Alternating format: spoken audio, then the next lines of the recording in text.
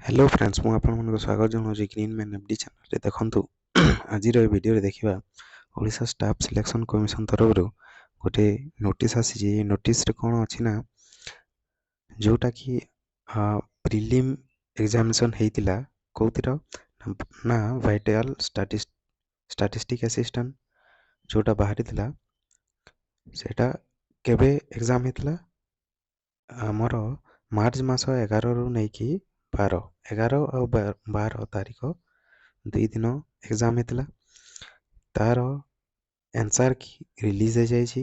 Answer की आपण माने जाइकी चेक करेंगे वेबसाइट को जाइकी OSSC रो आउ सेटा आपणकर लिंक एक्टिवेट रही वर्तमान आउ सेटा 7/4 पर्यंत आपण एप्रिल मास 7 तारिख पर्यंत लिंकटा एक्टिवेट रहिबो आउ आपण मॉडल आंसर कीटा जाइकी चेक करि परिबे। तो ए वीडियो रे एतिकी थिला। धन्यवाद।